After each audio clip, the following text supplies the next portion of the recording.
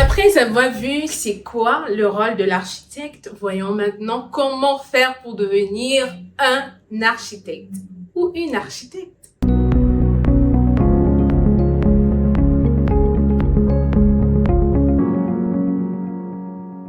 Être architecte demande des prédispositions. Là, il faudra être vrai. C'est vrai que c'est ouvert à tout le monde, mais ça demande des prédispositions ou encore beaucoup de volonté pour pouvoir les travailler. Premièrement, il faut être quelqu'un qui aime la créativité. Tout ce qui est fruit de l'imagination, tout ce qui a trait à l'innovation, penser nouvellement, sortir en fait de ce qui n'existe pas ou même encore ce qui existait, mais on veut produire quelque chose de nouveau. Voilà, toutes les œuvres imaginaires. Il faut vraiment être ouvert à ça. À côté de ça, il faut être quelqu'un d'assez curieux. Parce que dans le domaine de l'architecture, on apprend de façon continue. Là, peu importe, on n'a pas besoin de se dire, voilà le niveau d'école que je dois faire. Après ça, je suis architecte et je n'ai plus à apprendre. Je dois seulement exercer. Pourquoi? Parce que la technologie avance et il faut être à la pointe.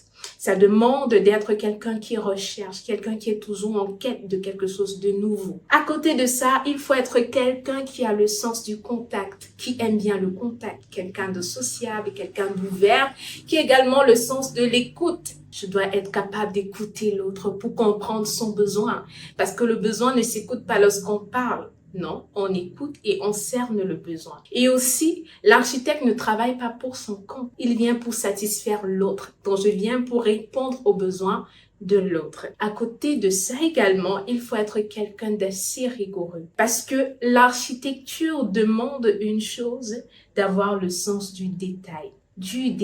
Alors là, il faut être minutieux. Et si tu es quelqu'un qui a ces atouts-là, déjà, tu as des prédispositions pour être architecte. Aussi, il faut savoir que l'architecte doit aimer le dessin. Il doit vraiment aimer le dessin. Donc, voilà déjà des prédispositions. Maintenant, si tu as une formation de base en technique, ouais, c'est favorable pour toi. Également, si tu as une formation scientifique, ce n'est pas également à négliger. Comme on parlait tantôt, ça demande beaucoup de volonté et beaucoup d'efforts. Et même au-delà de ça, si tu n'as ni une formation technique ou même scientifique et que tu as tellement de volonté, tu peux devenir architecte. Il n'y a pas de frein. Sauf que la formation, lorsque tu as fini le cursus secondaire ou du moins ton parcours dans ta série scientifique ou même encore littéraire ou même encore technique, tout ça, lorsque tu as fini avec, il y a une formation de 5 ans que tu feras dans une école d'architecture agrémentée. Et ce parcours de formation qui dure 5 ans est entrecoupé ou encore inclus des stages en cabinet pour permettre à l'apprenant de se frotter au monde du travail, que tu saches clairement ce que ça demande, ce que ça implique au niveau du terrain. Après cela, tu as ta formation, tu as ton diplôme, je voulais dire, d'architecte.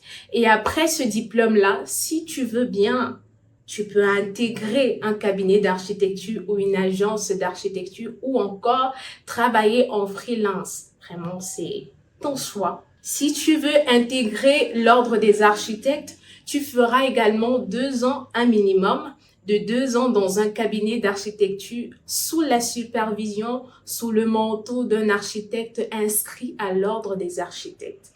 Au bout des 2 ans, tu vas constituer ton dossier que tu vas déposer à l'ordre des architectes. Tu vas passer l'entrevue.